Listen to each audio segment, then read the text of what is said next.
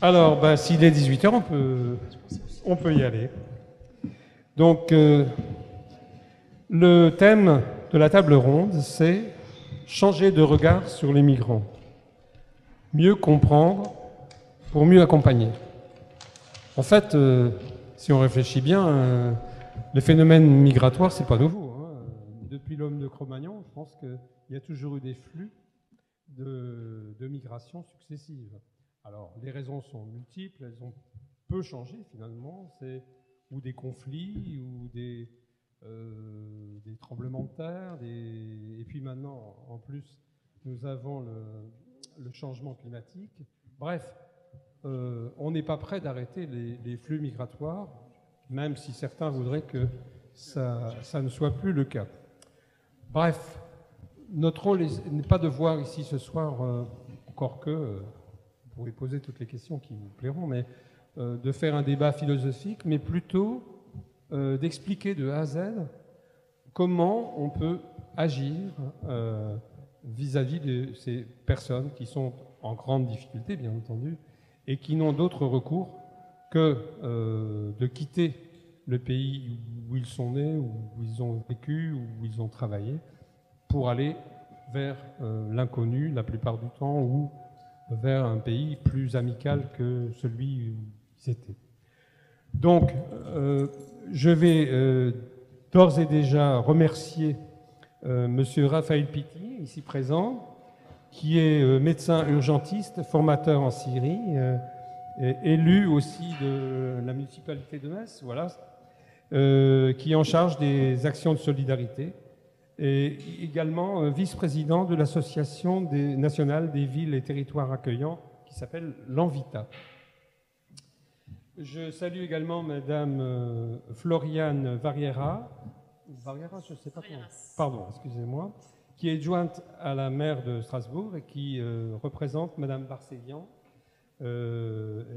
coprésidente de l'Envita, et Madame, à côté d'elle, Madame Marie-Dominique Dressé, vice-présidente de l'Eurométropole de Strasbourg, vice-présidente de l'Envita, et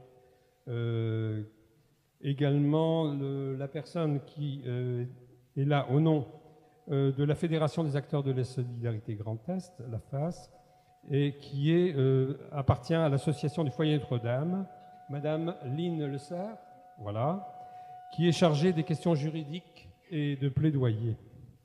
Ensuite, nous avons l'association Agir ABCD, qui interviendra avec le témoignage, et ça c'est formidable, d'un jeune réfugié syrien, M. Amin Tatari, sur son arrivée et sur son parcours d'intégration en France.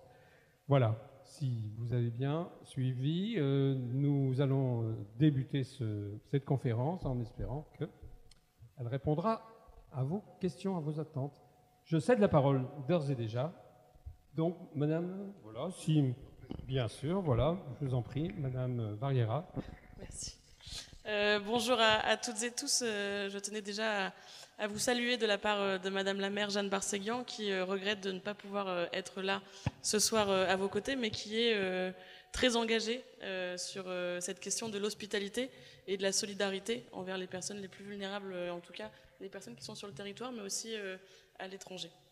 Elle est également coprésidente de l'Envita, dont on a deux vice-présidents aujourd'hui. L'Envita, c'est, pour le dire vite, c'est une association d'élus qui sont mobilisés autour de cet accueil, de cette hospitalité, et on dit même de l'accueil inconditionnel, c'est-à-dire la philosophie dans laquelle on s'inscrit, c'est pas les maires qui décident si les personnes ont des papiers ou n'ont pas de papiers, ce sont les préfectures, mais en tout cas ce sont les maires qui constatent sur leur territoire qu'il y a des gens qui viennent d'arriver, ou en tout cas qui ont eu un parcours plus ou moins compliqué pour arriver jusque-là, et qui se retrouvent parfois dans des situations de vulnérabilité très fortes, d'isolement, de vulnérabilité économique mais aussi sociale, et qui militent pour garantir un accueil le plus global possible, que ce soit les cours de français en langue étrangère, que ce soit l'inscription dans les écoles pour les enfants, que ce soit la prise en charge de l'hébergement quand il fait défaut, ou en tout cas de pouvoir militer pour que l'hébergement soit garanti pour toutes et tous. que ce soit l'accès à la santé, enfin bref, l'ensemble des services publics que l'on a en France, et comment garantir au mieux cet accueil-là pour les personnes qui arrivent sur les territoires, qui en général, en plus, ont subi, en tout cas, un parcours souvent très compliqué, parce que les parcours migratoires, on le sait, sont loin d'être simples, et notre philosophie, en tout cas notre action politique ici, c'est de se dire qu'il faut leur garantir cet accueil, ne serait-ce que pour pouvoir se reposer du parcours qui a été prévu, mais aussi pour que l'intégration soit la meilleure possible. Donc voilà. Et en effet, c'est une politique qui est qui est vraiment très transversale et qui s'incarne dans toutes nos politiques publiques, le sport, la culture, l'éducation. Et on essaye, en tout cas, de pouvoir faire en sorte que les personnes migrantes, réfugiées, puissent avoir leur place dans toutes ces politiques-là et qu'elles n'en soient pas exclues par une condition de nationalité ou d'obtention de papier, etc. Voilà. Donc en tout cas, je vous remercie. Je suis très contente d'être avec vous ce soir. Et je vais passer la parole à Raphaël Pitti à côté de moi. Merci.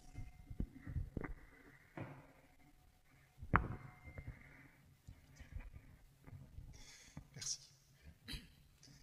Oui, moi aussi, je suis vraiment très content d'être avec vous aujourd'hui pour parler migrants et migration.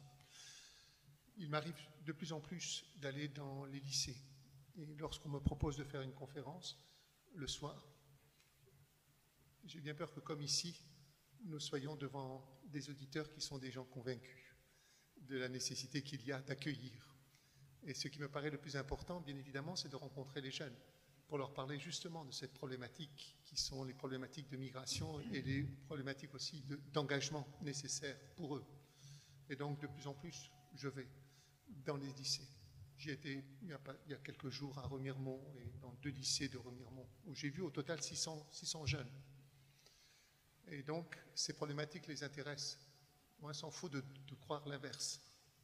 Avec le réchauffement climatique, avec le problème migratoire, ces problèmes sont des préoccupations qu'ils abordent aussi dans leurs études.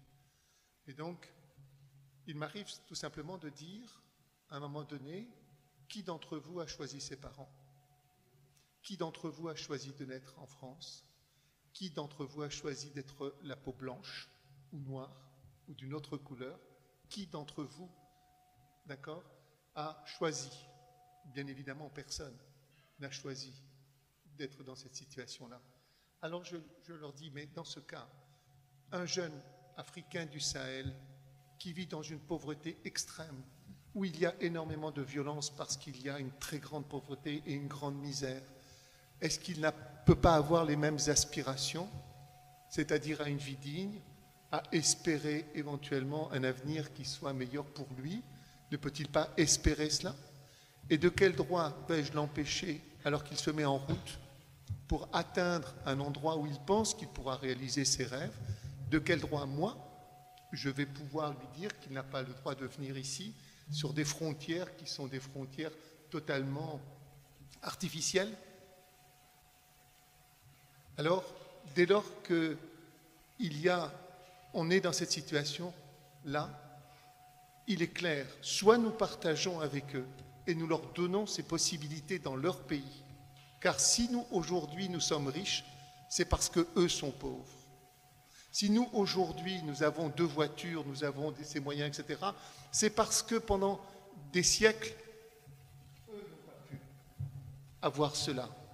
Alors, soit nous partageons, parce que la Terre ne peut pas donner plus aujourd'hui tant que nous sommes, alors soit nous partageons avec eux et nous leur donnons ce dont ils ont besoin pour assurer justement le développement dans la dignité et dans leurs aspirations, soit nous les laissons venir. Et c'est sur place que nous allons partager avec eux. Et c'est évident que nous devons voir les choses comme ça. Et avec le réchauffement climatique, et avec la surexploitation industrielle de nos terres, telle que nous le faisons aujourd'hui, ils seront de plus en plus nombreux à vouloir venir. Et c'est clair qu'il faut savoir que ce problème devient un fait majeur de notre société. Le mouvement migratoire devient un fait majeur de notre société. Et donc nous devons le prendre en compte dans nos politiques, qu'elles soient nationales ou des politiques qui sont locales. Le migrant, c'est quelqu'un qui a le droit d'aspirer à une autre vie à une vie dans la dignité. Ça a toujours été comme ça, y compris pour nos pères, quand ils sont venus, ou de Sicile, ou d'ailleurs, etc., et qu'ils sont venus rechercher une vie meilleure. Et nous ne les avons accueillis à ce moment-là que par intérêt, parce que nous avions du travail, et seulement parce que nous avions du travail, nous les avons accueillis. Loin s'en faut que ça n'a pas toujours été dans de bonnes conditions aussi. Donc, il y a une nécessité, à mon sens, et j'ai essayé pendant toutes ces années, comme vice-président d'Envita, de faire en sorte que notre pays puisse avoir une vraie politique de l'accueil et de l'intégration. Qu'il y ait une politique de l'accueil et de l'intégration qui soit légiférée, que nous ayons une loi qui organise l'accueil et l'intégration. Nous n'avons pas ça. Cet accueil et cette intégration sont laissés au bon vouloir des gouvernements qui se sont succédés, plus ou moins répressifs. Jamais autant répressif que celui qui vient de finir. Jamais autant qui a créé le délit de solidarité. Jamais autant répressif. Et donc, il y a une vraie nécessité à ce que nous puissions avoir une loi qui organise l'accueil et qui permet aussi bien aux organismes institutionnels de l'État, ce sont les préfectures en particulier, de s'appuyer sur la loi, que les associations elles-mêmes qui peuvent réclamer par la loi ce dont il est nécessaire pour accueillir dans la dignité et l'intégration ces populations migrantes. Je dis bien organiser en France une politique migratoire, bien évidemment, qui consiste à dire « je ne peux pas recevoir toute la misère du monde », ça je l'entends bien, que nous ne pouvons pas recevoir toute l'Afrique, je l'entends bien. Et il y a nécessité, bien évidemment, qu'un gouvernement prenne en compte les possibilités que notre pays d'accueillir, mais dès lors qu'ils sont chez nous, il y a une obligation d'hospitalité, il y a une obligation de les recevoir dans la dignité et de leur permettre justement de s'intégrer facilement. Nous n'avons pas ça. Et parce que nous n'avons pas ça, ça devient un vrai problème. Je vous renvoie à l'Allemagne. En 1945, les Allemands, dans un pays complètement détruit après la guerre, se sont retrouvés à recevoir des milliers de personnes, des millions de personnes venant de l'Est, qui étaient chassés justement par les Russes et qui sont venus en Allemagne. Les Américains ont créé la règle de Königstein, qui est une règle de répartition, qui fait que toute l'Allemagne est dans l'obligation de recevoir des migrants. Et la répartition se fait de village aux grandes villes par le fait en fonction de la population et du PIB de chaque ville et village.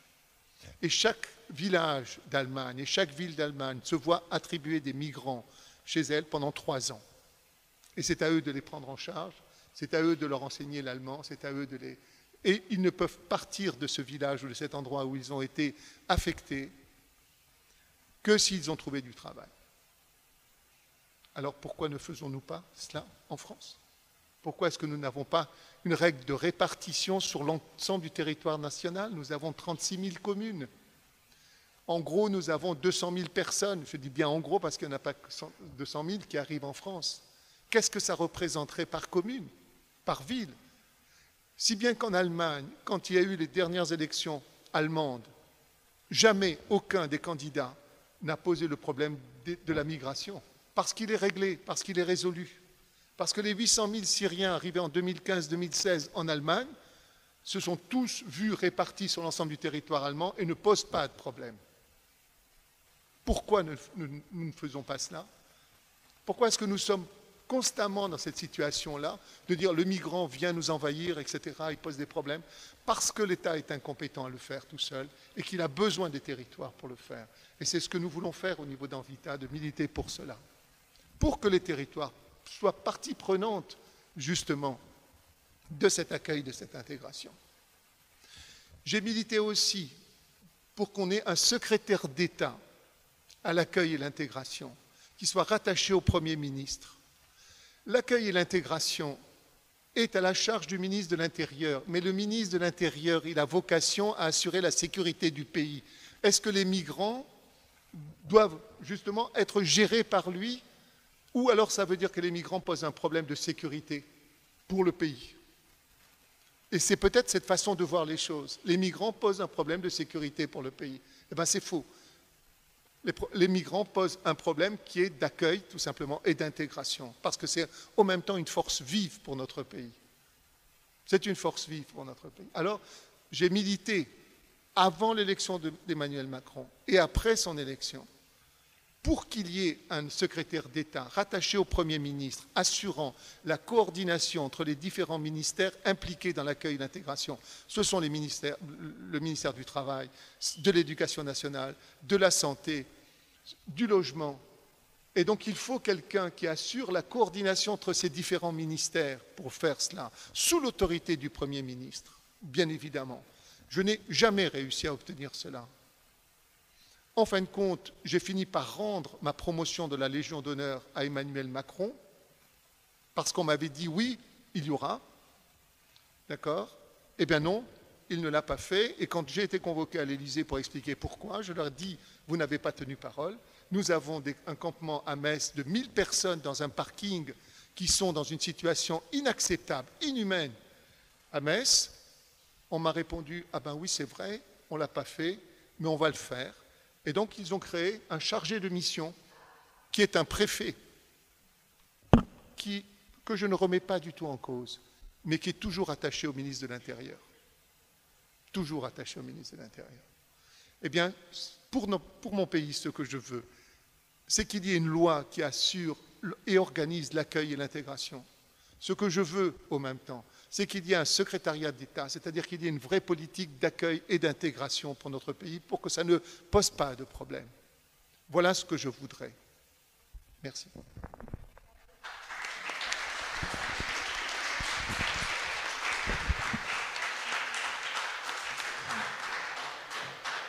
Je propose que Madame Dressé donne son avis sur la communauté de Strasbourg, notamment. Ça se décroche ? Je ne sais pas si j'ai donné mon avis sur la communauté de Strasbourg, mais bonjour tout le monde. Je remercie mes voisins à ma droite qui ont introduit à leur façon cette rencontre. C'est une table ronde, alors on va peut-être essayer de ne pas faire une conférence. Le mot conférence était... on ne saurait pas faire d'ailleurs, je crois, à cette heure-ci. Oui, donc moi j'interviens en tant que conseillère municipale de Strasbourg et avec un regard un peu effectivement global sur la situation, et je voudrais reprendre à mon compte l'introduction de mes amis qui ont eu deux entrées différentes. Floriane est arrivée avec l'entrée vraiment d'une collectivité. Quel est le rôle d'une collectivité, en tout cas de la nôtre, et de celles qui font la dynamique de l'Envita. Et Raphaël nous a emmenés très vite sur le champ politique. Le champ politique, législatif, le cadre qui finalement donne le là. Et c'est tout à fait le pataquès dans lequel on est en permanence. On est soumis évidemment aux règles législatives, et s'il y a bien un dispositif régalien, c'est bien celui des migrations sur notre territoire. Raphaël a bien dit qu'il était sous la coupe, sous l'autorité du ministre de l'Intérieur, et que cela avait un sens très particulier, il faut le reconnaître. On ne va pas refaire l'histoire de France, mais actuellement c'est cela, et c'est cela qui doit changer aussi si on imagine une politique migratoire qui soit à la hauteur des enjeux aujourd'hui du monde et à la hauteur des réalités que vivent les personnes migrantes ou celles qui les côtoient dans des territoires où cela n'est pas organisé. Donc il y a une vraie urgence politique. Et il y a aussi une vraie urgence de répondre dans le cadre dans lequel nous sommes. Et c'est bien pour ça que l'Association nationale des villes et territoires accueillants a trouvé sa raison d'être et a été créée. Et ce n'est pas le seul réseau qui s'est créé dans cette même période. Ce qu'on a appelé la crise migratoire en 2015, avec ce qui se passait en Méditerranée et au Moyen-Orient, qui ont rendu les choses tellement insupportables qu'il y a eu un mouvement, une prise de conscience et des possibilités aussi de réseauter, de mettre en réseau et de mettre en musique un petit peu des dynamiques qui ont pour ambition d'apporter du secours et d'avoir une autre parole, une parole d'accueil, en disant tout le monde n'est pas sur les mêmes discours médiatisés, médiatisés qu'on connaît bien, et nous devons penser différemment la politique migratoire. Donc ces réseaux-là, ils ont émergé, ils se sont constitués, effectivement, l'Envita en fait partie, mais il y a d'autres réseaux universitaires, par exemple. Hein. Il y a le réseau MENS, dont je pourrais parler un petit peu après, parce que je trouve qu'il parfois il faut saluer des dynamiques qui sont porteuses aussi d'espoir et qui font des brèches. C'est-à-dire qui vont peser, peut-être un jour un peu plus efficacement, en tout cas c'est notre ambition, vont peser sur l'évolution des règles législatives, aussi de la vision que notre pays peut avoir et peut mettre en musique concernant les migrations. Donc la crise migratoire n'en était pas une. Nous le savons tous que c'était une crise de l'accueil, que c'est une crise de désorganisation, que c'était volontaire. Enfin, je veux dire qu'il y a une stratégie permanente d'être toujours en dessous de la réponse et du besoin pour accueillir les migrants. Et toujours l'idée que moins on accueille bien, mieux cela se passera, les migrants iront voir ailleurs. Cela dit, ça marche un peu. La France est moins attractive qu'il y a 10, 20, 30 ans, 40 ans. D'autres pays le sembleraient davantage. Après, est-ce fondé ou pas, je n'en sais rien. Mais c'est vrai qu'on a perdu une certaine attractivité. Le pays des Lumières et des droits de l'homme en a pris un coup quand même ces dernières années. Alors, notre préoccupation en tant que territoire, ville, département, au plus près des personnes, est effectivement d'apporter des éléments de réponse, répondre à l'urgence et en même temps d'interpeller l'État. Et donc c'est comme cela que l'Association nationale des villes et territoires accueillants a vu le jour. C'était 5-6 villes, quelques personnes autour, et avec cette ambition. Aujourd'hui, c'est une centaine de collectivités. C'est 3 régions qui font partie de cette structure, hein, pas des moindres, Bourgogne-Franche-Comté, Seine-Saint-Denis et Centre-Val de Loire. 2 départements aussi, dont Seine-Saint-Denis, c'est un département, donc je ne sais plus quelle est l'autre région, mais ce sont des Centre-Val de Loire et l'Occitanie, qui est une grosse région, il faut le reconnaître. Et sur les départements, c'est en région parisienne, c'est Val-de-Marne et Seine-Saint-Denis, qui sont exacts. Pourquoi ils sont dans cette dynamique? Ils sont confrontés aux mêmes problématiques que nous ici, d'indignité, de désespoir, d'action à mener toujours dans l'urgence et évidemment mal. On les mène mal, c'est pas qu'on va mal les mener, mais on les mène mal parce qu'on ne sait pas, on ne peut pas, on ne sait pas, et en plus on nous empêche de le faire. Ici, vous êtes dans une région où un département, on va dire, où le dialogue se faisait assez volontiers avec l'État pendant quelques années. Cela a un peu changé ces derniers temps, mais d'autres régions, ça a toujours été impossible de dialoguer. Donc toujours été dans des difficultés de mettre en œuvre des actions. Et c'est quoi mettre en œuvre des actions? C'est pas simplement héberger, elle l'a dit Floriane, c'est permettre à chacun d'avoir une vie qui soit digne, d'abord accès à ses droits fondamentaux, ça paraît être le minimum, mais aussi qui permettent de vivre et de vivre banalement, j'ai envie de dire, qui permet de continuer à se créer un parcours qui va mener peut-être à une insertion finale sur notre territoire, ou repartir ailleurs parce que ça aura été un choix, ou repartir ailleurs parce que notre pays aura mis fin à un séjour considéré comme illégitime. Voilà, et ça, avoir une préoccupation, genre de mettre en place des actions qui permettent de construire cela, c'est extrêmement difficile. Parce que le droit nous en empêche souvent. L'accès au logement, c'est pas possible d'accéder au logement social si vous n'êtes pas estampillé, papier régulier, droit au séjour, etc. Donc il faut trouver des subterfuges, des voies de traverse, disons, pour pouvoir apporter des réponses. Donc c'est toujours une quête complexe. L'autre, il y a un versant aussi, moi, qui m'a toujours tenu à cœur, c'est l'immigration. Parlons-en. parlons-en. Je veux dire, là, effectivement, nous sommes dans un public qui est initié, en tout cas qui est bienveillant, et qui a certainement des connaissances sur la question. Mais en général, les migrations sont un mystère, sont pleines de fantasmes. Les années 2015-2017 étaient redoutables. On parlait d'envahissement, de horde, que sais-je encore. Et bon, vous connaissez cela.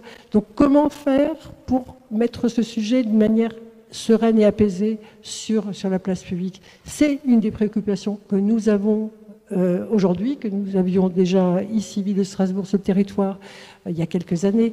Comment faire pour que les acteurs ne se cassent pas, les associatifs notamment, ne se cassent pas le nez tout seuls dans leur coin, mais puissent être davantage dynamiques parce qu'en réseau, parce que croisés représentent aussi une force d'interpellation. Voilà des questions aussi qui sont à prendre en compte. Et la dernière chose, c'est comment peser dans le champ politique d'une manière coordonnée. Alors, je me permets de faire un peu d'histoire locale, et certains d'entre vous l'ont vécu. Dans les 2017-2018, la ville a vraiment tenté d'engager un diagnostic de territoire, entre guillemets, qui permettait d'objectiver un certain nombre de choses, la présence, le nombre des personnes, les acteurs, la nature des interventions des acteurs, etc. Et à proposer à des acteurs associatifs ou institutionnels de travailler autour de l'accueil. L'accueil, pourquoi pas inconditionnel. Alors je peux vous dire qu'on était prêt à faire la révolution et on la voyait de manière idéale, et c'est toujours complexe après de passer à l'acte. Mais toujours est-il que toute cette démarche autour de l'accueil, autour des valeurs, autour des besoins ou des mises en réseau nécessaires, autour de l'apprentissage du français, aussi autour du droit au travail, mais comment faire pour avoir le droit au travail quand on n'a pas de droit au séjour, etc.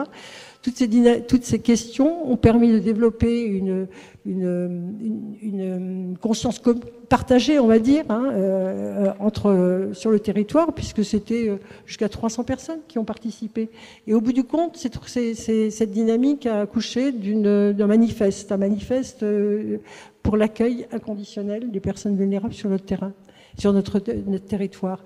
Et les cinquantaine de signataires quand même. Ça va aussi bien de l'université aux hôpitaux universitaires, à la CIMAD, à Jurici, que sais-je encore. Enfin, la liste est longue. Et ce manifeste a été proposé en mars 2019 au conseil municipal qui l'a adopté sans enfin, si, il y a eu un débat, mais je veux dire, mais sans violence, sans que ça pose problème. Et je pense que c'est de mise en lumière et en partage que peuvent, de ce genre de choses, que naissent aussi des actions, et peut-être on y reviendra sur les actions qui se font actuellement. Floriane pourra plus largement en parler. Voilà. Merci beaucoup. Avant de céder la parole, à notre représentante du foyer Notre-Dame, je voudrais aussi témoigner avec mon collègue qui est président de la Fédération des acteurs de solidarité des difficultés qu'on a et du manque de cohésion dont parlaient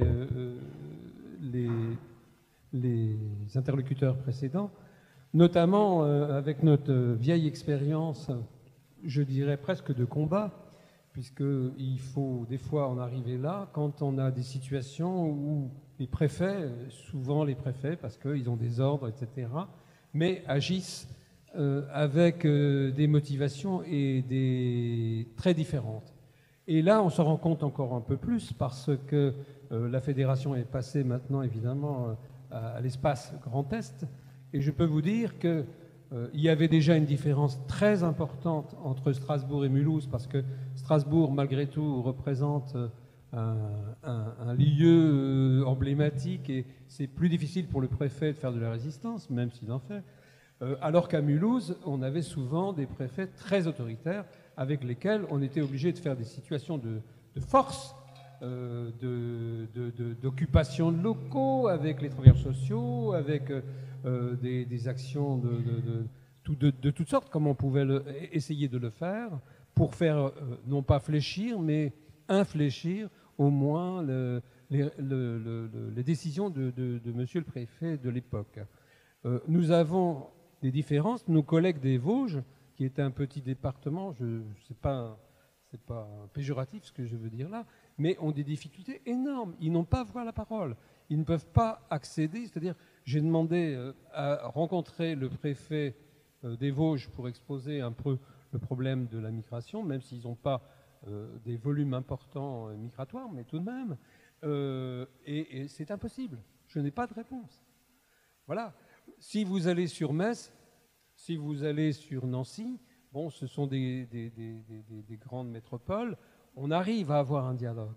Mais je vous assure que dans beaucoup de communes, si vous allez à Châlons, si vous allez à Reims, c'est très compliqué. Et évidemment, on est dans une situation, non pas de force, mais de soumission à des décisions administratives qui sont injustes. Voilà. Donc, c'est pas normal qu'on ait un traitement aussi différencié d'un département à un autre. Pourquoi cela? C'est ce que disait M. Petit tout à l'heure. S'il y avait des lois suffisamment orchestrées, bien, qui font le sens, le tour de la question, on pourra arriver certainement à avoir un meilleur traitement et sans heurts. Et alors que là, évidemment, on se trouve toujours confronté, ah oui, mais la vie de la population, que va-t-elle en penser? Vous comprenez, il y a des réactions xénophobes, je dois en tenir compte, je ne peux pas aller trop vite, etc., etc. Enfin, vraiment, des tas de prétextes qui souvent sont fallacieux, alors que si on se réunit tous autour d'une table, c'est ce qui nous arrive notamment avec tous les acteurs, qu'ils soient des bénévoles, des professionnels, et surtout les stades d'aide aux migrants, c'est-à-dire ça va de l'aide carrément au pays, c'est ce qui nous arrive au nom d'Humanis, par exemple, ou M. Pitti, sur des convois humanitaires ou sur des interventions sur la santé, etc. Ça va aussi sur l'accueil, c'est ce qui est dit tout à l'heure, des migrants, comment on fait, comment on les oriente, etc. Accélérer les délais. Toutes les associations qui prennent le relais pour aider les migrants à faire leur parcours compliqué pour la demande d'asile. Ensuite, c'est toutes les associations d'hébergement qui prennent en charge ces migrants et qui essayent de trouver un logement, de scolariser les enfants, de trouver un travail. Et puis, ça va aux associations comme Humanis, excusez-moi de faire un peu la pub sur notre association, mais qui accueille nombre de personnes étrangères et à qui on apprend un boulot et souvent un travail au bout. Voilà. Donc, je laisse maintenant la parole à la représentante du Foyer Notre-Dame qui est en charge des aspects juridiques, si j'ai bien compris. Et voilà. Question juridique et plaidoyer. Je vous en prie. Merci. Bonjour à toutes et tous et merci à Humanis pour cette invitation. Donc effectivement, je représente l'association Foyer Notre-Dame, une association strasbourgeoise et barinoise qui a presque un siècle et qui accompagne deux groupes de migrants, les demandeurs d'asile et réfugiés d'une part et les mineurs non accompagnés d'autre part. Et je pense que finalement, quand on parle de migrants, c'est surtout à ces personnes-là qu'on pense. On ne pense pas forcément aux étudiants étrangers, aux travailleurs étrangers, aux expats. Donc le premier groupe sur lequel je vais pouvoir vous dire quelques mots, ce sont les demandeurs d'asile et les réfugiés. Voilà, super.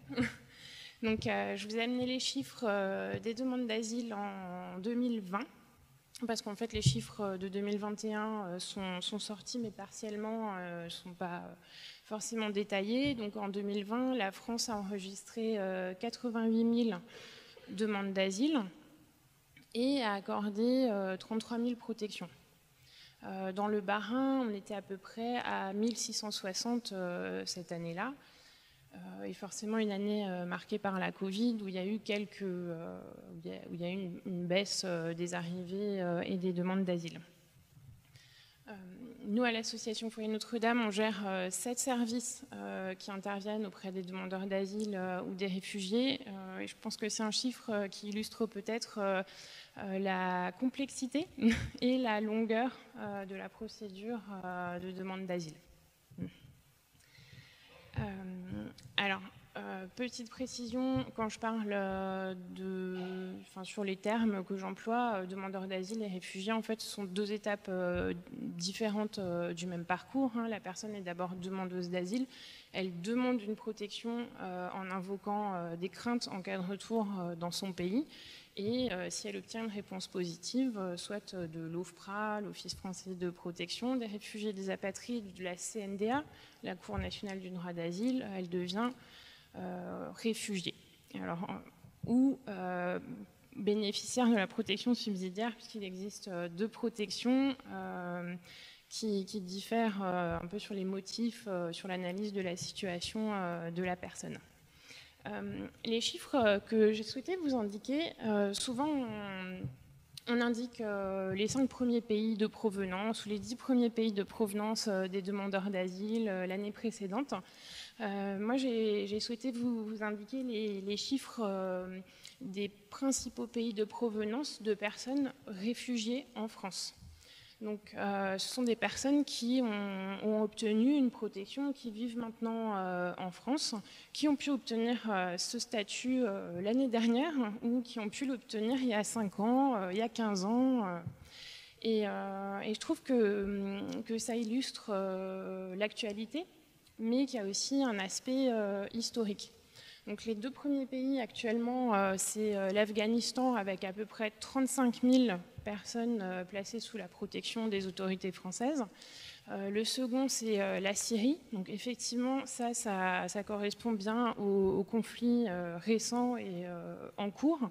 Par contre, les 3 pays suivants, le Sri Lanka, la Fédération de Russie et la République démocratique du Congo, il y a 10 ans, ils étaient déjà dans le top 5 des pays de provenance des réfugiés.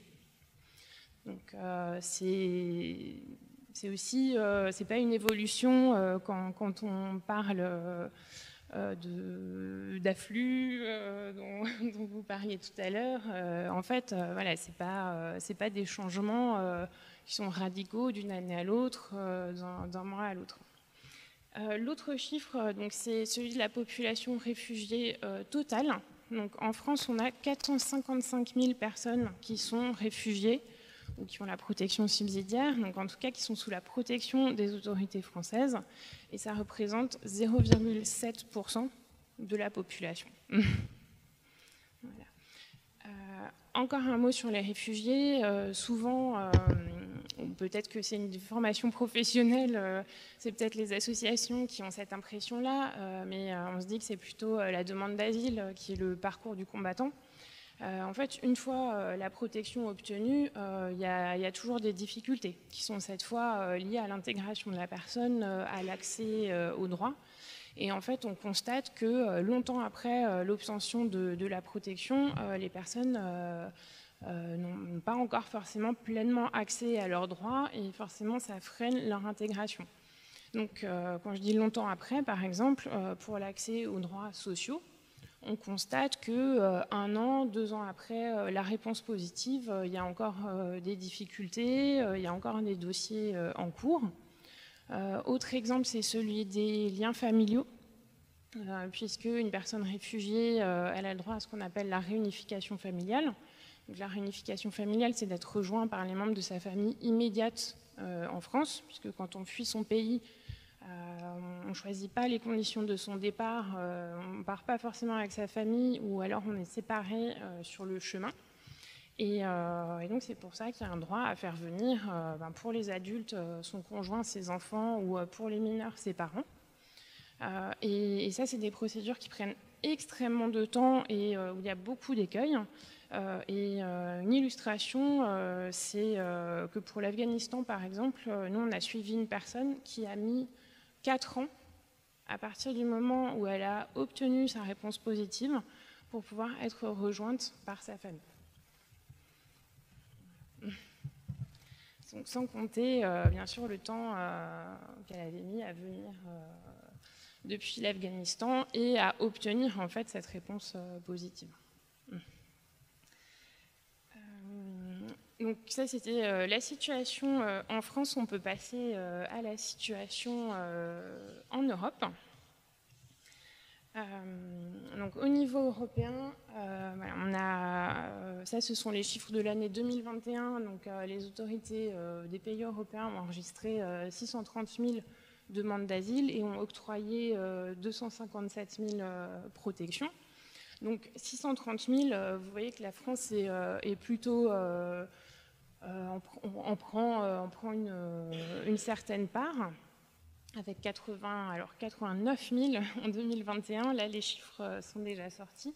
Mais ce que j'ai voulu vous présenter, plutôt que les premiers pays en valeur absolue qui accueillent des demandeurs d'asile, donc les deux premiers sont l'Allemagne et la France, effectivement, ce sont les pays pour qui la charge migratoire, c'est pas un terme très joli, mais effectivement, ça pèse aussi en termes de moyens pour les États. Et donc, de comparer le nombre de demandes d'asile à la population. Donc, c'est des comparaisons qui se font pour 100 000 habitants, par exemple. C'est Chypre qui est très, très largement en tête, puisque eux, ils ont enregistré 1480 demandes d'asile pour 100 000 habitants. Juste derrière, on a l'Autriche avec 411 demandes d'asile pour 100 000 habitants et la France est en 10e position avec 153 demandes d'asile pour 100 000 habitants. Alors, pourquoi moi je trouve cette comparaison intéressante? Parce qu'en fait, au niveau de l'Union européenne, on a un régime d'asile européen commun, où il y a des normes communes sur l'accueil des demandeurs d'asile, sur l'examen des demandes d'asile.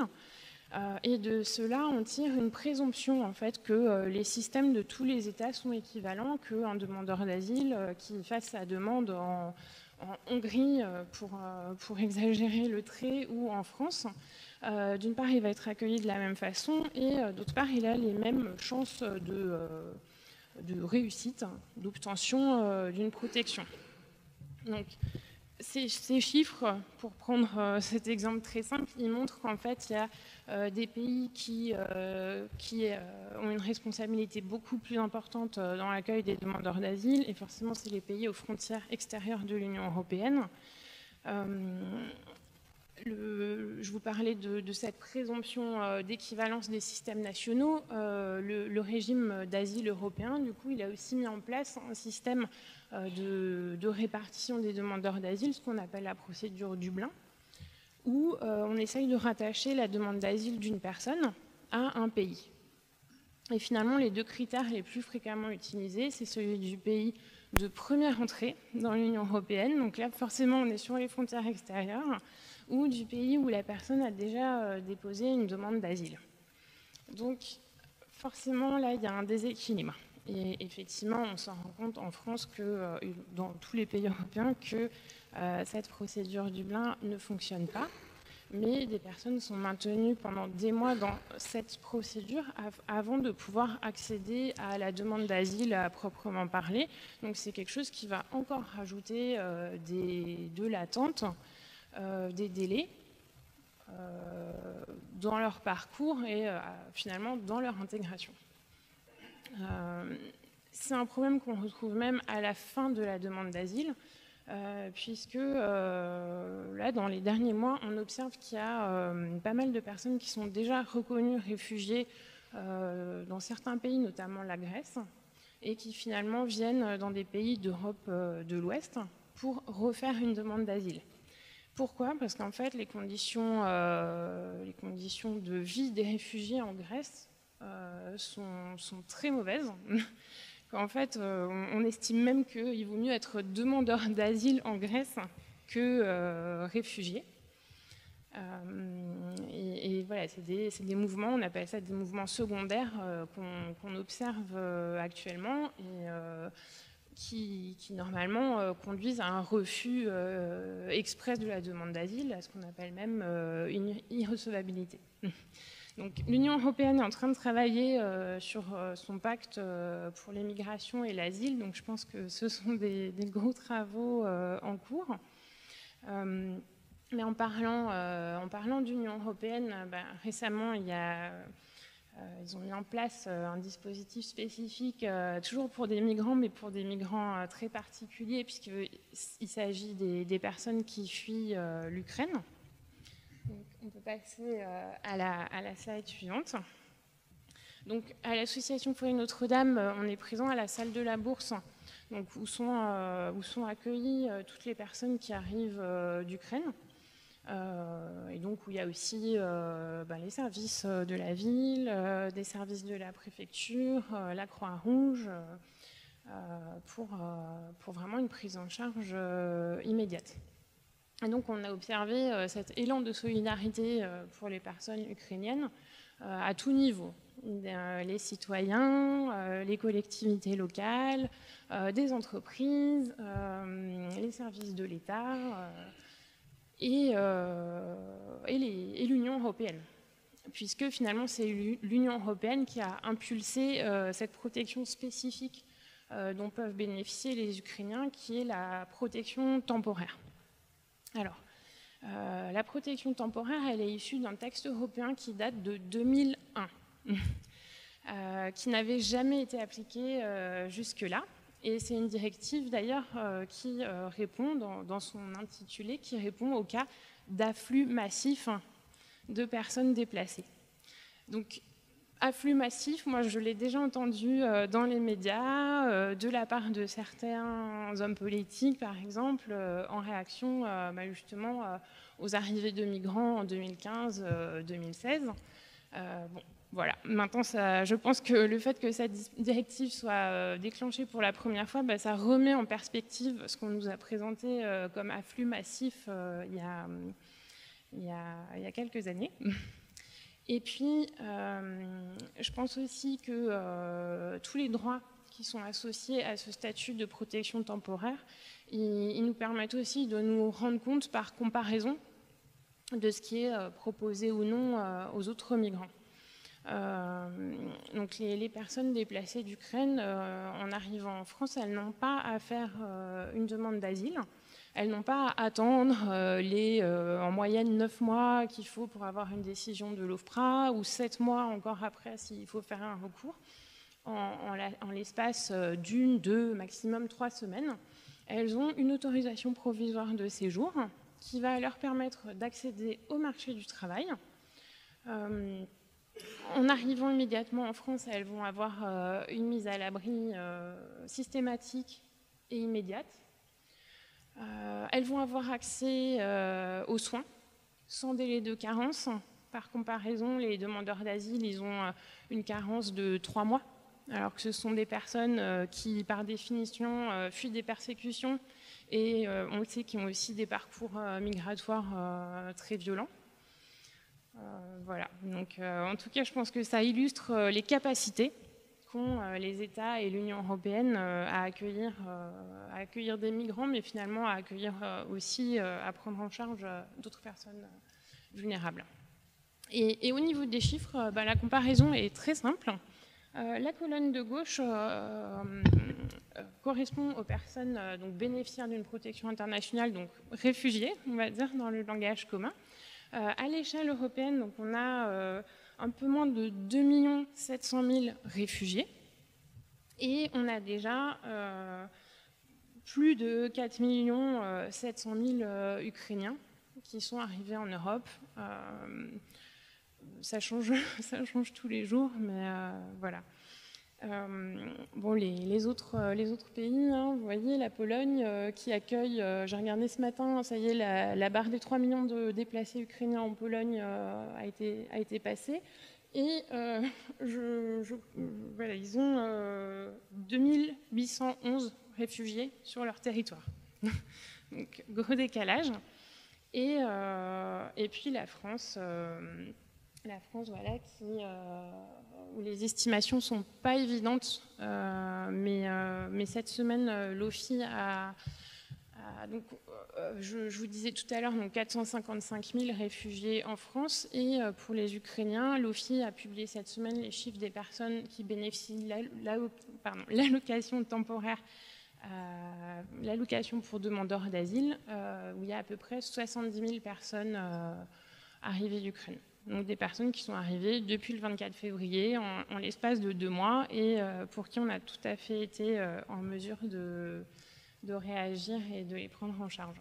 Donc ce dispositif de protection temporaire, il est idéal. C'est effectivement une réponse adaptée à une situation, à l'arrivée de personnes qui fuient les persécutions, mais du coup ça pose la question d'en faire bénéficier d'autres publics.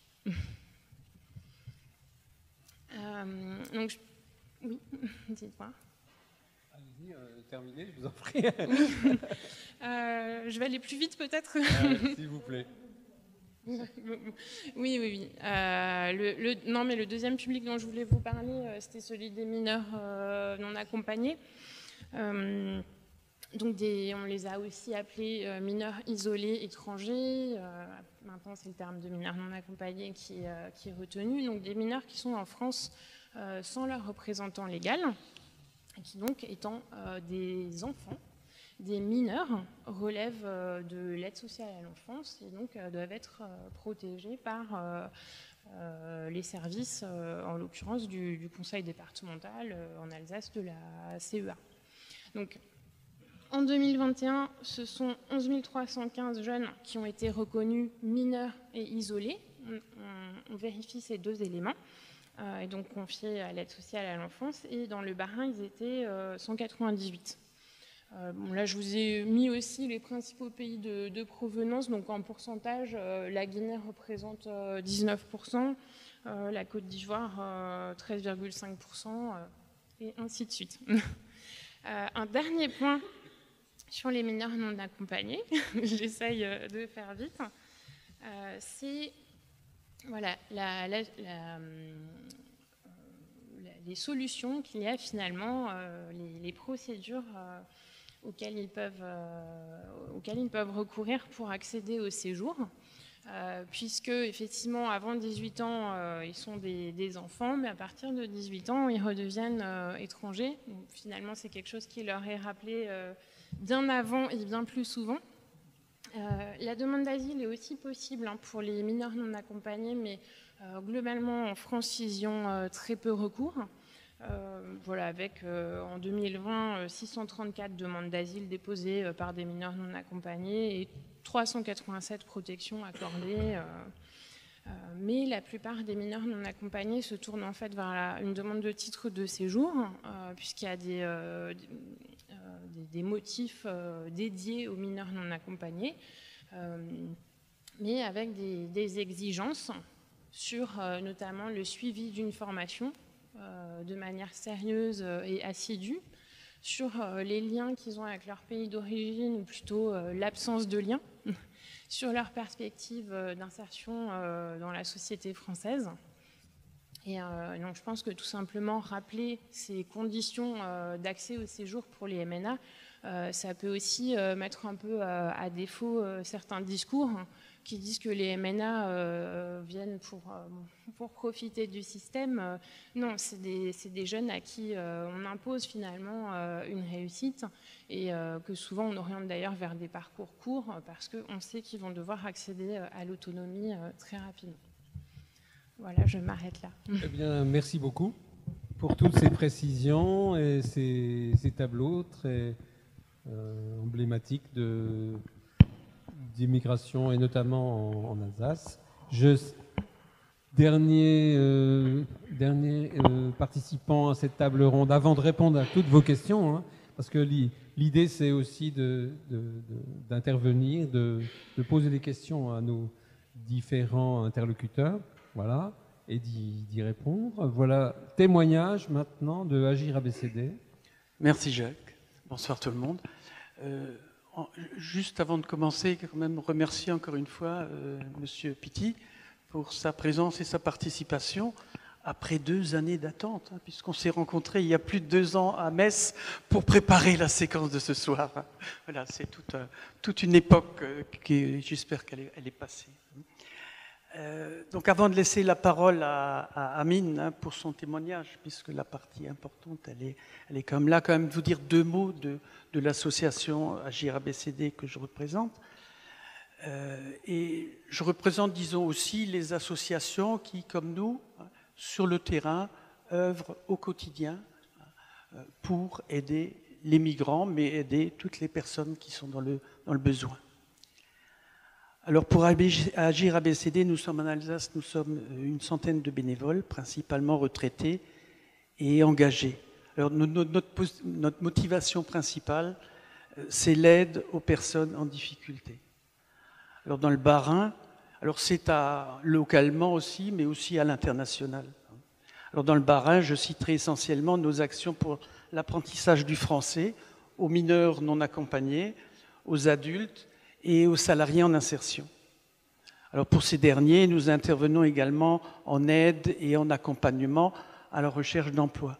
Évidemment, dans ce public, dans nos bénéficiaires, hein, on retrouve très majoritairement les migrants et les réfugiés et les étrangers. Alors cela représente pour Agir actuellement, donc sur le Bas-Rhin, 50 interventions hebdomadaires avec 70 bénévoles qui sont impliqués. Et en 2019, une année pleine et une année de référence, hein, avant pandémie, ça représentait 450 bénéficiaires sur l'année. Alors au titre de l'apprentissage du français, c'est notre antenne de Wissembourg, hein, qui a été le point de départ de cette action en Alsace. Hein. C'était il y a 13 ans, 14 ans. Et donc, avant de passer la parole à Amine, je vais passer la parole à Sylvie, qui est responsable de notre antenne de Wissembourg. Bonsoir tout le monde. Donc effectivement, je représente ce soir l'antenne Agir ABCD de Wissembourg, qui est une antenne particulièrement dynamique, active dans l'accueil des réfugiés au travers de l'apprentissage du français. Donc, notamment il y a quelques années, hein, pour l'accueil des Syriens, mais je n'en parle pas plus que ça, puisqu'Amine va pouvoir témoigner. Et aujourd'hui, eh bien, l'actualité qui nous accapare, c'est bien évidemment l'accueil des personnes fuyant l'Ukraine.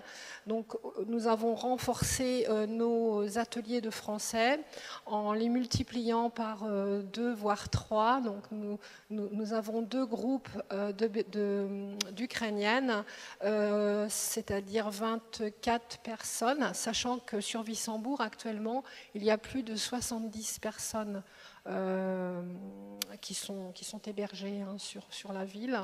Donc nous avons 24 personnes, 24 femmes, on n'a pas d'hommes encore, 24 femmes de 19 ans jusqu'à, je ne sais pas, 50, 60, je ne sais pas, qui suivent nos cours de français à raison de 2 séances par semaine, donc 2 fois 1h30. C'est peut-être largement pas suffisant, mais au moins, eh bien, ça va contribuer à leur intégration. Ça veut dire aussi qu'on a dû renforcer notre équipe de bénévoles. Alors aujourd'hui, nous sommes sur Wissembourg 9 bénévoles, sachant qu'on agit quasiment tous les jours.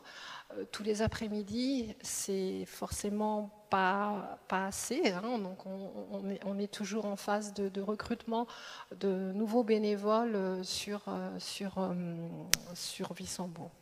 Il y a également, alors c'est très actif, hein, effectivement, au niveau de Wissembourg, l'accueil de ces personnes.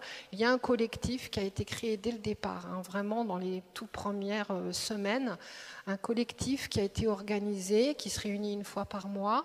Et c'est comme ça qu'on a retrouvé à nouveau Amine, qui très généreusement, après être lui-même passé par toutes ces phases, eh bien, a proposé son aide d'office pour contribuer à l'accueil de ces femmes en difficulté. Donc je vais lui passer la parole, déjà pour son parcours, et puis peut-être aussi s'il a envie de témoigner ce qu'il fait aujourd'hui par rapport aux personnes, aux Ukrainiennes. Voilà. Bonjour. Moi, j'ai quitté la Syrie en 2014. Je suis allé au Liban. Je suis resté au Liban environ un an et demi. Puis je suis allé en Turquie. C'était à cause de mes papiers, parce que je n'étais pas en règle, je n'avais pas de papier de séjour pour rester au Liban. J'ai dû retourner de la Turquie en Liban pour pouvoir arriver en France. On est arrivé en France, je suis arrivé avec ma famille en France en février 2017. Et c'était organisé par la ONU. C'était un peu plus facile que d'autres personnes qui sont arrivées tout seuls. Parce que nous, quand on est arrivé, on avait déjà un logement. On est tout de suite entré dans un logement social. C'était plutôt plus facile, mais il reste encore de faire les démarches administratives. Je suis arrivé en février 2017. En septembre 2017, je suis entré dans un lycée pour apprendre le français. Mais avant ça, j'étais avec ABCD Agir, avec les bénévoles de l'association. Ils m'ont beaucoup aidé pour apprendre le français. Quand je suis entré au lycée, j'avais le niveau A2 environ. J'ai commencé dans le lycée. Au bout de 6 mois, j'ai passé un examen. J'ai réussi d'avoir un diplôme de niveau B1, ce qui m'a permis d'entrer dans un établissement public. Je suis passé par le second, le premier, puis le bac. L'année dernière, j'ai obtenu mon bac.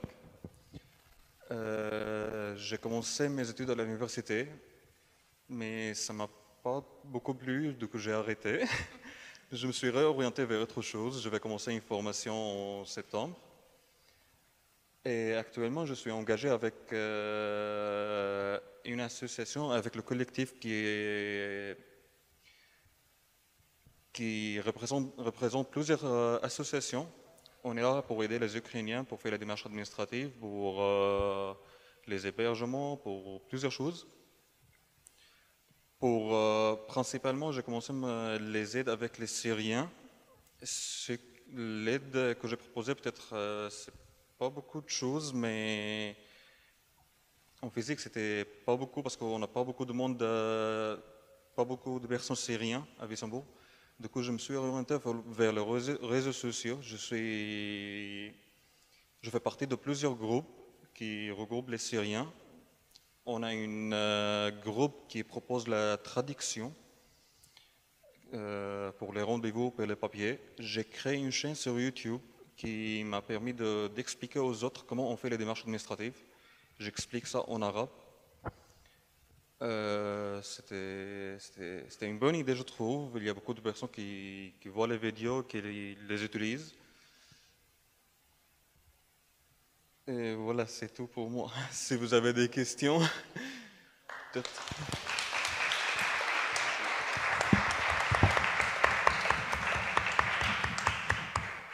Eh bien, maintenant, je propose qu'on passe au jeu des questions. Si vous voulez bien, on va peut-être prendre plusieurs questions, 2-3 questions à la fois, et on demandera à toutes les, voilà, de répondre selon l'origine, voilà, au mieux. Qui a une, voilà, j'en prie.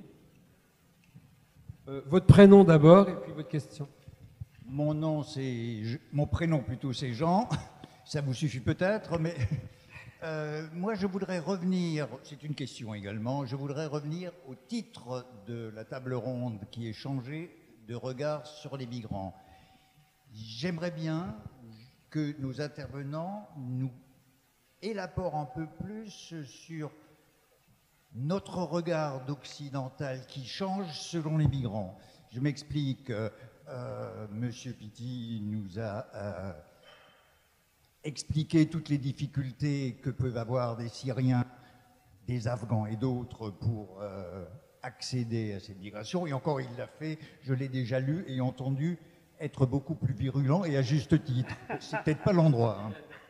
A contrario, on voit que les réfugiés ukrainiens bénéficient de statuts juridiques réglementaires européens d'exception, mais la difficulté n'est pas seulement économique et juridique, elle est également dans nos regards d'occidentaux. Voilà ma question. Très bien, merci. Une autre question? Allez-y, hein. Soyez pas timide. Madame, votre prénom? Ève. Oui. Donc, par rapport à l'afflux massif, il y a une quantité de réfugiés qu'on accepte, de migrants qu'on accepte. Comment c'est quantifié? Il y a un chiffre pour ça? Est-ce qu'il y a d'autres questions ou on peut déjà demander, voilà, une troisième et on va arrêter là? Moi, je pose la question par rapport à l'accueil des migrants en ville qui se fait quand même de façon apparemment beaucoup plus organisée et que le regard de la ruralité, comme on dit, sur les migrants est d'un rejet très important. Et je me demande qu'est-ce qu'on pourrait faire parce qu'en fait, je pense qu'un gros problème vient aussi des gens de la ruralité qui n'acceptent pas ces flux qu'on leur présente comme étant nocifs. Merci. Donc, qui veut répondre à la première, la deuxième et la troisième question? Allez-y, lancez-vous. Allez.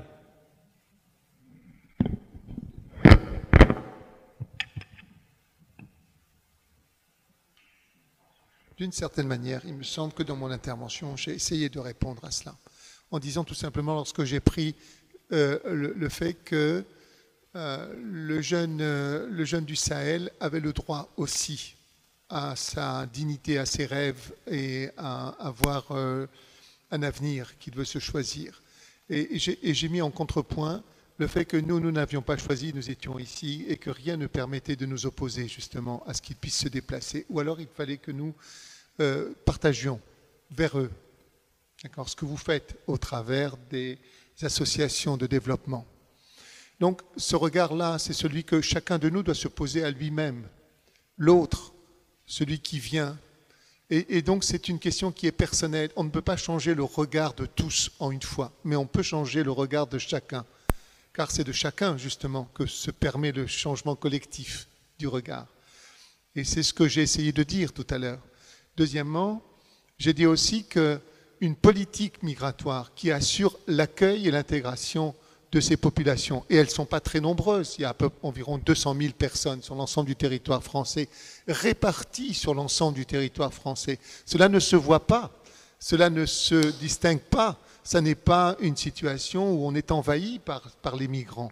S'il y avait une politique migratoire d'accueil et d'intégration, cela se ferait totalement dans le calme, dans une organisation, et chaque village, chaque ville en prendrait leur part. C'est une autre façon de changer le regard. Mais lorsqu'on les laisse dans les rues, lorsqu'on les laisse à Paris, envahir les rues de Paris avec leurs matelas, etc., lorsqu'ils mendient pour assurer leur fin de mois, etc., là, on crée une situation. Et je me demande même si on ne la cherche pas, justement, à ce que cette population soit rejetée de l'ensemble. Est-ce qu'il n'y a pas une volonté politique sous-jacente qui fait que, justement, s'il y a une politique, au contraire, d'accueil, qui prend en compte cela, et qui facilite cet accueil et cette intégration, ça ne se verrait pas. Et nous aurions un autre regard sur le migrant. Lorsqu'il y avait plus de 1000 personnes à Metz sur ce parking qu'on appelait Blida, et qu'ils étaient les uns contre les autres, il y avait une violence intrinsèque à l'intérieur, et en particulier tournée vers les Africains, parce que ceux qui venaient des pays de l'Est en particulier voulaient faire de la place pour ceux qui arrivaient derrière, on leur brûlait leurs tentes. Il y avait des viols au même temps. Il y avait en même temps des dealers aussi. On créait cette violence. Cette violence était créée par l'État qui permettait et qui organisait d'une certaine manière ce bidonville, parce que c'était un bidonville d'État gardienné par des agents de sécurité payés par l'État sur ce parking-là. Et donc, il y avait une violence. Et du même coup, dans la journée, eh ben, ils cherchaient des endroits pour se réchauffer, ils cherchaient des endroits pour charger leur téléphone, ils occupaient les bars, les terrasses de la place Saint-Jacques pour qui la connaît, ils y restaient toute la journée pour profiter de la Wi-Fi qui était mis ainsi à leur disposition. Et donc, c'est normal que les Messins aient le sentiment d'être envahis. Et le Front National au conseil municipal mettait en avant qu'il y en avait marre de les voir de tous les côtés, etc. Et que nous devrions plus nous occuper des Français que de ceux-là. Mais qu'est-ce que ça représentait? Aujourd'hui, nous avons réussi à faire admettre à l'État, il y avait un lycée qui était vide. Ce lycée a été mis à disposition de l'État, qui en a fait un centre d'accueil et d'évaluation. Blida a disparu depuis 2018. Ils sont dans ce centre. On ne les voit plus dans la rue. On ne les voit plus dans la rue. Donc changer le regard, c'est d'abord changer de politique. Et puis d'abord, et du même coup aussi, c'est de se poser la question personnellement vis-à-vis de comment je vois l'autre dans notre personnellement. Comment est l'autre pour moi? Est-ce que c'est cet étranger-là que je dois rejeter parce qu'il n'a pas la même culture que moi? Ou ne sommes-nous pas une seule humanité sur cette terre avec toutes nos différences qui fait toute notre richesse? C'est ça la vraie question et elle est fondamentale sur le plan éducatif. C'est ça aussi au niveau de l'école, bien évidemment, de passer ce message et non pas discriminatoire, à savoir s'il faut le voile, pas le voile, etc. La laïcité est là pour nous protéger des différences. Merci beaucoup. Deuxième question sur les chiffres. Pouvez-vous peut-être répondre, s'il vous plaît? Oui. Votre question qui était finalement comment on qualifie l'afflux massif, à partir de quel moment un afflux est massif? Alors, c'est pas défini dans cette directive. Pour remettre ça dans le contexte historique, cette directive, elle a été prise en réaction à l'arrivée de réfugiés des conflits d'ex-Yougoslavie. Voilà. S'il n'y a pas une qualification chiffrée, peut-être qu'il y a la notion, en tout cas, d'un afflux, d'une arrivée de personnes qui risquent de désorganiser les systèmes d'asile nationaux. Voilà. Donc finalement, on accorde une autre protection avec une procédure beaucoup plus rapide aux personnes qui arrivent dans ces conditions pour justement qu'elles ne fassent pas une demande d'asile. Et effectivement, pour donner quelques chiffres, j'avais fait le calcul il y a quelques semaines, ça a encore probablement augmenté. Les personnes ukrainiennes qui étaient arrivées en un mois et demi, ça correspondait déjà au total de demandeurs d'asile arrivés dans l'Union européenne sur les 6 années précédentes. Donc voilà, c'est peut-être plutôt que des chiffres, une comparaison de ce que les systèmes nationaux sont capables de gérer comme demande d'asile ou non. Merci beaucoup. Sur la troisième question, permettez-moi quand même un insert. On parle de ruralité, mais tous les villages ne sont pas identiques. Vous avez dans le Sungo un tout petit village qui accueille nombre d'Ukrainiens qui auparavant avaient déjà accueilli des Syriens. Je veux dire, moi-même, en tant qu'ancien responsable d'une association d'accueil des rapatriés, j'avais été la première fois dans un immeuble de Saverne à faire venir une famille africaine. Bon, au début, c'était un tollé général. Simplement, en expliquant, en rencontrant les gens, en négociant avec les gens de la résidence, ça s'est très bien passé. Voilà. Il y a aussi un effort à faire de notre part, je pense, d'information, de dédramatiser, pardon, c'est difficile à dire.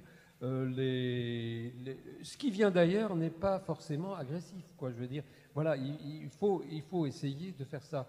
Et il y a beaucoup de villages où effectivement on est anti-migrant alors qu'il n'y a pas un migrant dans le village. Voilà, je crois que c'est une peur, mais peut-être quelqu'un voudra répondre à cette question. Voilà.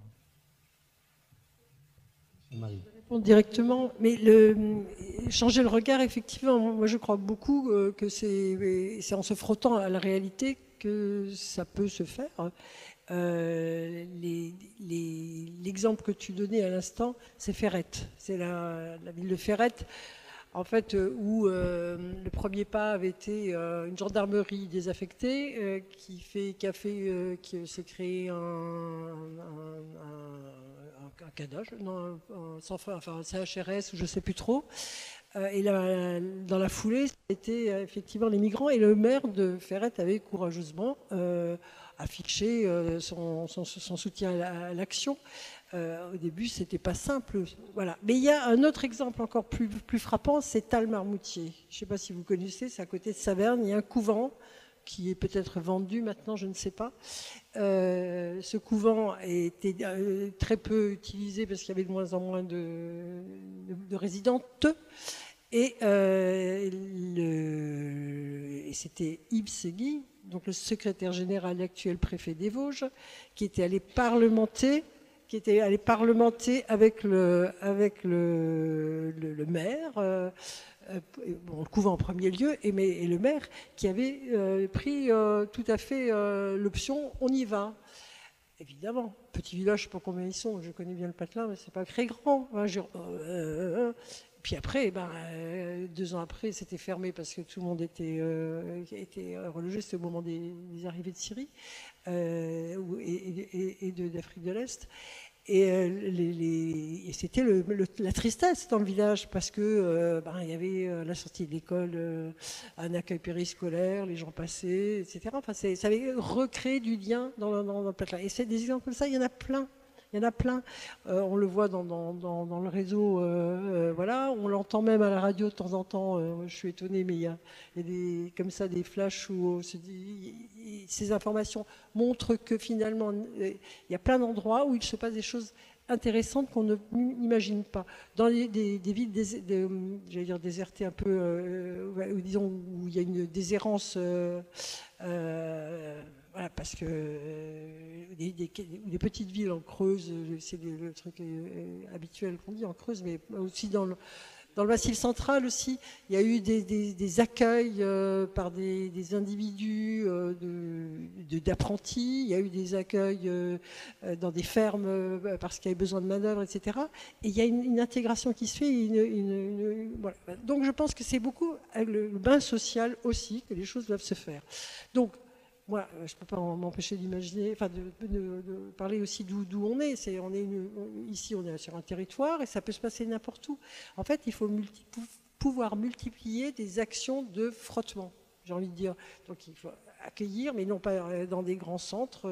J'ai rien contre les centres portés par le foyer Notre-Dame ou quoi que ce soit, mais il faut multiplier des espaces disséminés dans la ville qui permettent de croiser, de mettre en contact. Par exemple, nous, à notre niveau, j'ai appris récemment qu'il y avait eu un master, on s'appelle un truc tutoré, un master 2 d'étudiants en TAPS, donc le sport, avec la ville de Strasbourg, pour regarder un petit peu comment les lieux sportifs, les clubs, le service des sports de la ville, etc., pouvaient... Enfin, d'abord, est-ce qu'ils accueillaient effectivement des publics nouveaux, réfugiés ou demandeurs d'asile, ou peut-être même sans droit particulier, et comment on pouvait amplifier ça. Et il y a des préconisations qui en sortent.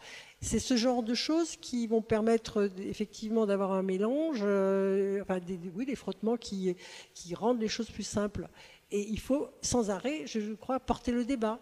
Peut-être c'est pas simple de toucher les gens, mais où qu'on soit, il faut pouvoir porter le débat. Moi, j'aurais juste un exemple encore sur le territoire strasbourgeois. Il y a quelques paires d'années, il y avait la problématique des campements roms. Donc c'était et à Strasbourg, c'était très peu de Bulgares, mais c'était des Roumains, dont le pays était déjà européen, enfin dans l'Europe, mais encore avec des droits restreints. Donc ils n'avaient pas droit au travail, pas droit à rien. Ils pouvaient être là, mais ils avaient droit à rien. Donc c'était les bidonvilles.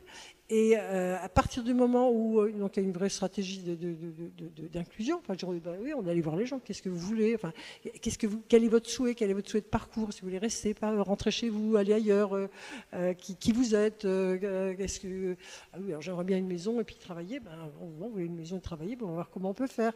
Donc il y a toute une stratégie d'inclusion pour ceux qui souhaitaient rester là, qui fait que la question Rome, si je puis dire, est passée à la trappe, ce que disait Raphaël, à partir du moment où il n'y a plus de visibilité de quelque chose qui dérange et qu'on ne comprend pas, eh bien, alors que la problématique était toujours là, mais les gens étaient dans les parcours normaux.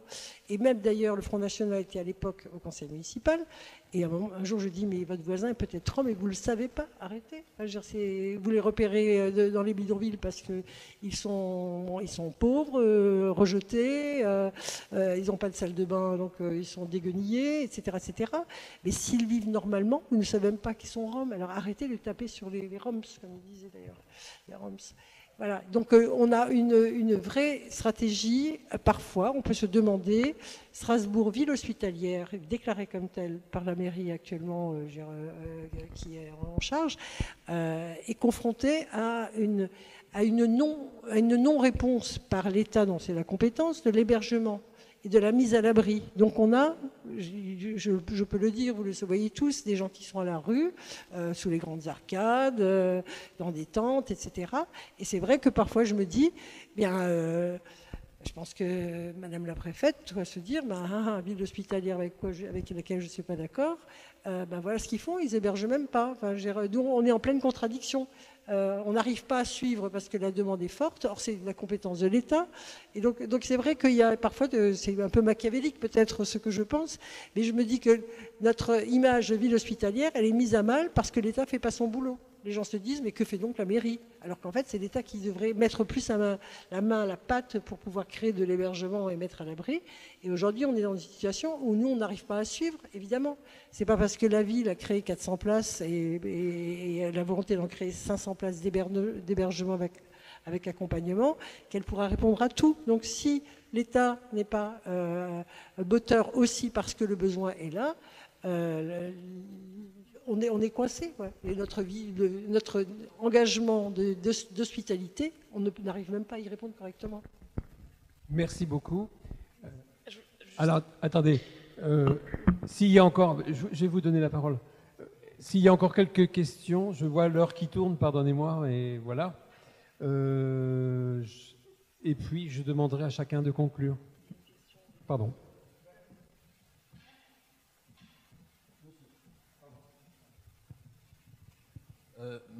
C'est Raphaël. Merci. Et ma question aussi, j'interviens en fonction de la proposition de Raphaël. Donc, je ne sais pas, les cadres, je comprends qu'on est dans une rencontre organisée par Imanis. Mais ce que je voudrais savoir, c'est que vous nous avez parlé de quelques refus que vous avez obtenus au niveau des autorités par rapport à la proposition que vous faites. Et maintenant, nous là, comment on peut aider pour que cette idée continue à prendre du chemin? Merci. Monsieur. Alors, j'ai une question. Avant de présenter ma question, je vais faire part rapidement d'une expérience personnelle relativement récente. Pendant environ 1 an et demi, avant que je sois d'être soigné des pieds en hôpital de Mulhouse, sur Strasbourg, j'avais beaucoup soutenu et aidé financièrement et matériellement une famille d'Europe de l'Est, enfin Monténégro et du Kosovo, avec des enfants en bas âge de 7 ans à 1 an minimum. Donc en bas âge, avec beaucoup de, entre autres, fournitures scolaires, soins, nourriture, etc. Et donc qui est encore aujourd'hui, depuis au moins 3 ans, logé par la ville de Strasbourg. Et donc lui, comme il l'a très bien écrit en septembre dernier, moi aussi je voudrais avoir un travail, vivre d'un salaire, voilà, comme tout le monde. Et donc ma question est la suivante, pourquoi ceux qui sont pourtant logés depuis une période relativement longue ne peuvent pas, n'ont pas l'autorisation, pour quelles raisons sérieuses et valables, n'ont pas l'autorisation de travailler, puisque elle demandait par téléphone, certes à l'oral, toutes les semaines à son avocat. Après, c'est sûr, comme la communication n'était qu'en allemand entre eux et moi, c'était un peu délicat à un moment donné. Pourquoi ils n'ont pas l'autorisation de travailler puisqu'ils sont logés? Et voilà, pour quelles raisons sérieuses et valables. Merci à vous. Y a-t-il encore... Oui. Et puis on va terminer là, pardonnez-moi, mais parce que... Voilà. Merci. Gilbert Rudinger. Je voulais élever un peu le débat.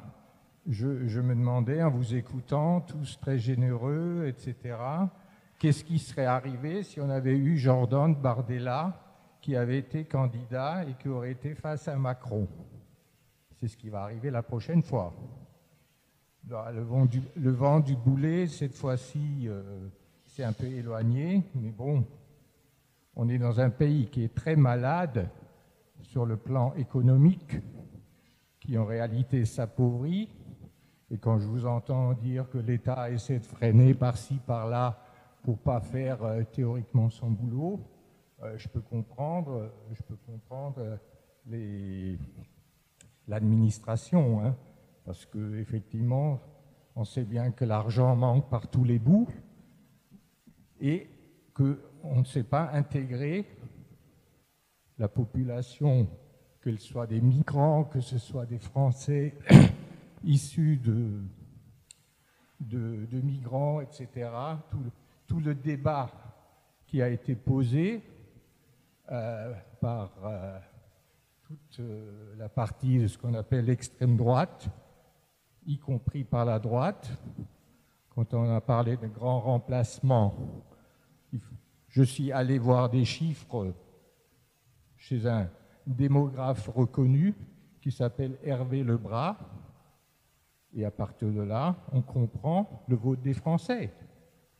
Hervé Lebras dit qu'en 2018, 18,8% des naissances en France sont avec un prénom musulman ou issu du Sahel.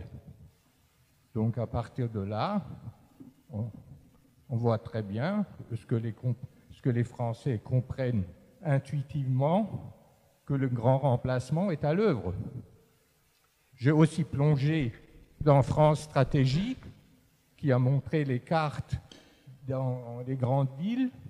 Bon, à partir de là, on comprend ce qui se passe. À 12 km d'ici, le Front National était en tête. Bah oui, ça veut dire qu'à la prochaine élection majeure, non mais va se passer. Pardon, monsieur. On va. Donc, on a compris tout à fait votre question. Simplement, c'est un point de vue. C'est vrai que chacun peut avoir un point de vue différent et c'est tout à fait compréhensible. Ce qu'on essaye d'ici de voir, monsieur, c'est simplement des réalités. C'est pas des fake news, c'est pas des chiffres. Pardon, excusez. Non, monsieur. Hervé Lebras dit 18,8, c'est un démographe le plus connu de France. Non, mais l'OFPRA, c'est l'office officiel. On ne sait pas intégrer en France actuellement. Ok, il faut le faire, mais on ne sait pas le faire. Bon, donc on n'est pas les Allemands, on ne sait pas le faire. Les Allemands ont intégré le 1 million en quelques années. C'est vrai. Oui, mais nous, on ne sait pas le faire, il faut le reconnaître. Oui, parce qu'on n'a pas les moyens des Allemands. C'est ça qu'il faut reconnaître. D'accord. Je pense, voilà, merci beaucoup de toute façon pour votre contribution et je demande à... Voilà. Moi, je suis démographe de formation. Merci beaucoup. Je suis arrivée à Strasbourg d'ailleurs pour ça, parce qu'avant j'ai vécu dans un village de 250 habitants qui s'appelle Ferrières-Saint-Hilaire, dans l'Eure, où en effet le département a élu, enfin en tout cas Marine Le Pen était en tête, et puis après j'ai déménagé à 14 ans dans un village qui s'appelle Conchy-les-Paux, dans l'Oise, de 600 habitants. Et où Marine Le Pen était en tête aussi dès le premier tour. Et dans ces deux villages-là, phénomène incroyable, en primaire, en maternelle, primaire, collège, il y avait personnes qui étaient issues de la migration. Nous avons de grandes maisons, etc. Comment pouvons-nous faire pour les avoir?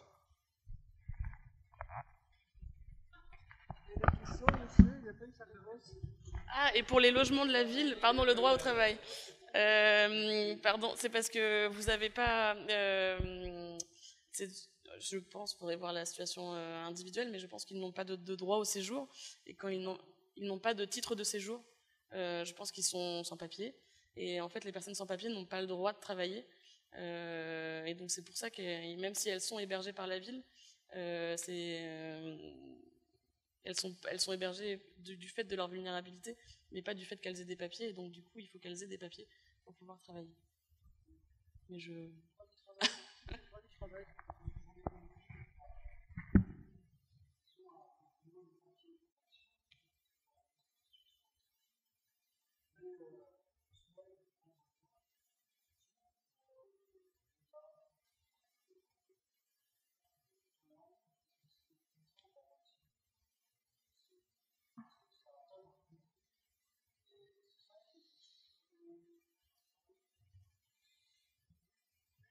On sait que c'est un angle mort. Je veux dire, les personnes qui sont... C'est ce que je disais tout à l'heure.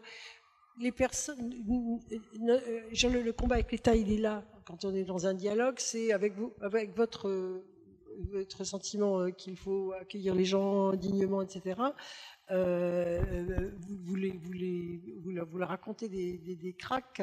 Nous, voilà, ils n'ont pas de papier, et nous on parle de dignité. Voilà. Et la dignité, c'est quoi? C'est pouvoir aller à l'école, avoir un toit, manger normalement, pouvoir aller à l'école, faire du sport, avoir un travail, etc. Enfin, c'est ça. C'est un parcours de vie qui, voilà. Et nous, ce qu'on dit, c'est que tant que les gens sont là, on doit les considérer comme cela. Sauf que nous, on se bute, on bute à la législation, et enfin c'est pas nous qui butons là précisément, ce sont les personnes qui se retrouvent empêchées d'accéder au travail.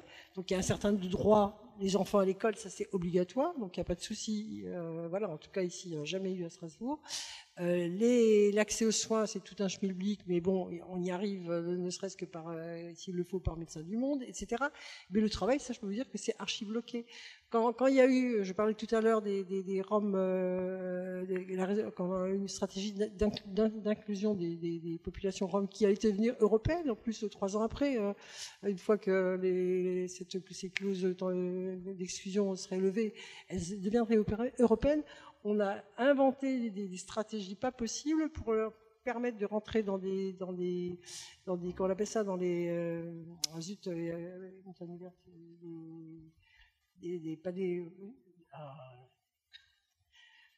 des filières de l'ESS qui permet d'avoir accès. On a inventé avec la directe des clauses vraiment exceptionnelles pour que ça puisse fonctionner, pour qu'ils puissent mettre le pied dans le marché du travail et être préparés au moment où les clauses... Voilà, donc c'est comme ça voilà. Mais on est coincé aussi par ce genre de choses.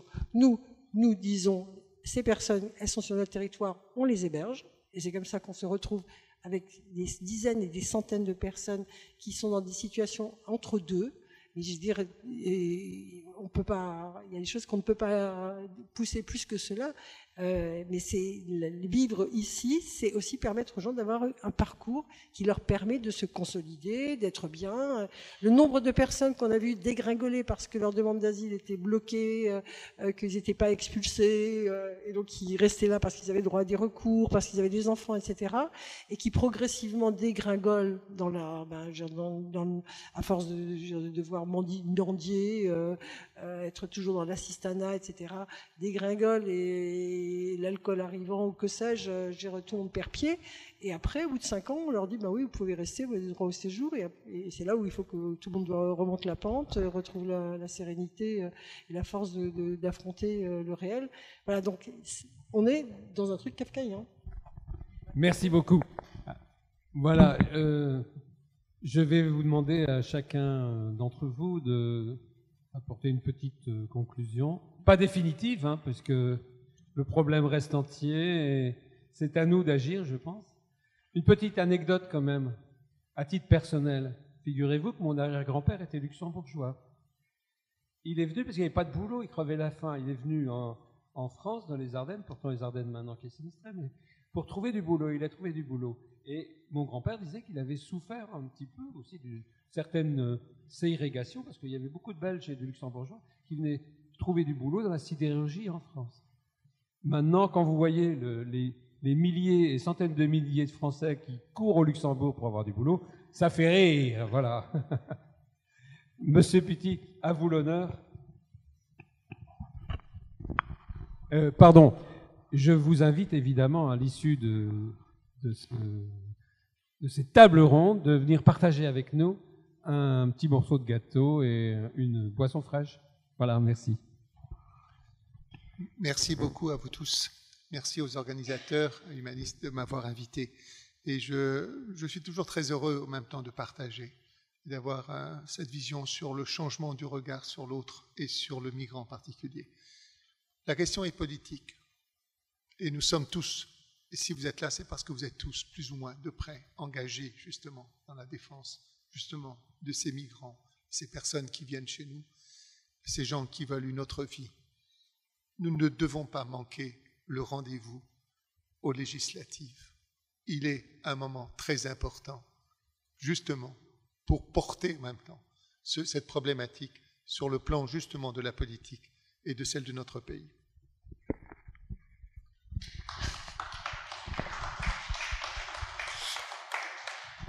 Moi, j'ai fait la conclusion tout à l'heure, je crois. Je vais passer la parole à Marie-Dominique Dressé, mais en tout cas, c'est important qu'on ait ces moments-là.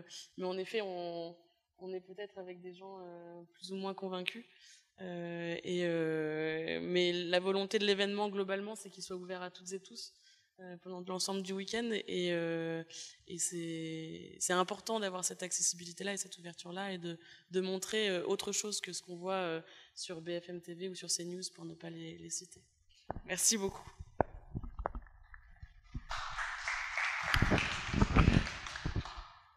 Moi, j'aurais juste relevé là, le chiffre d'accueil d'Ukrainiens accueillis en France actuellement, qui illustre bien le fait qu'on n'est plus attractif, ou alors qu'on n'est pas proactif. La France n'est pas très proactive pour faire nos institutions françaises, pour accueillir et faire venir jusqu'ici les Ukrainiens par rapport à la Pologne, bien évidemment, l'Allemagne et d'autres pays.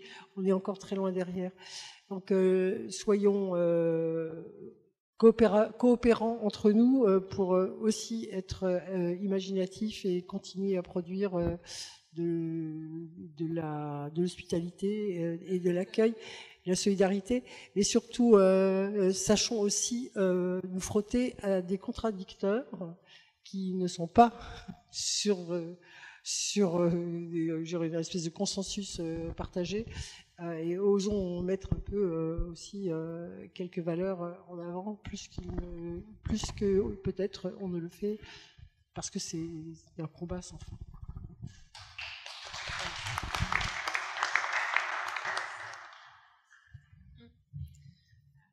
Oui, mais on parlait de la crise ukrainienne et de l'accueil de ces réfugiés qui, pour moi, illustre tout ce qu'il est possible de faire et qu'il est possible de remettre un peu les valeurs au centre des politiques d'accueil des migrants.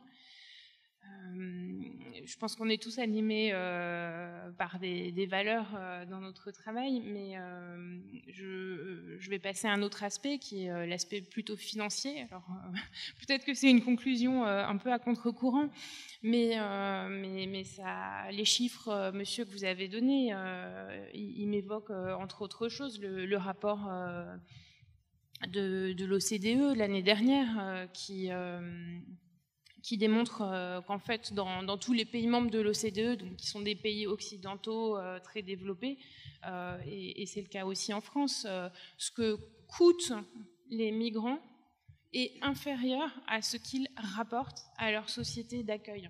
C'est des personnes en fait qui contribuent à l'économie, qui sont indispensables à notre pays. Qui occupent des emplois, qui rapportent de l'argent à nos finances et aussi qui sont essentiels au fonctionnement quotidien de notre pays. Donc là, on a parlé des migrants les plus vulnérables, mais peut-être que le regard qu'il faut changer, c'est celui qu'on porte sur toutes les personnes étrangères.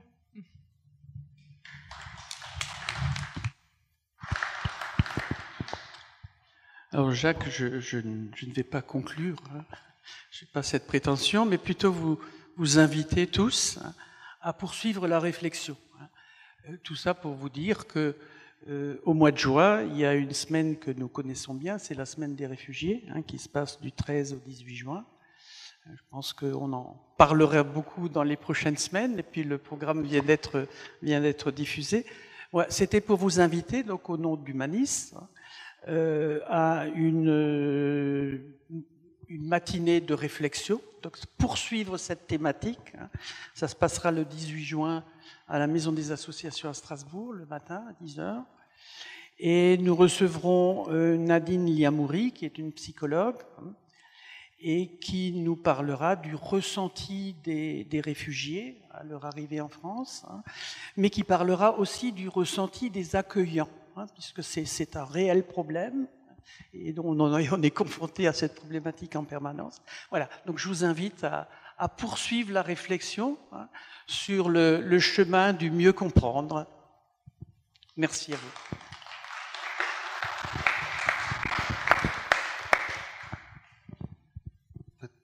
Je voudrais vous remercier. Je voudrais remercier tous les membres de Humanis pour votre travail, pour les personnes qui ont participé pour organiser cette table ronde. Je voudrais vous remercier pour votre présence. Et c'est ce que je voulais vous dire aussi, que nous avons besoin de l'aide toujours. Nous avons besoin d'être l'un à côté de l'autre pour qu'on puisse réussir. Franchement, sans avoir de l'aide, soit de l'association ABCD Agir, d'autres bénévoles, je ne pouvais pas réussir.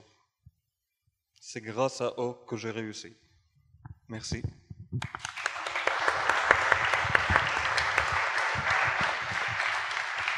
Je crois qu'on peut vous inviter à boire un verre et quand même remercier quand même les salariés d'Humanis qui nous permettent de réaliser ce forum et cette soirée.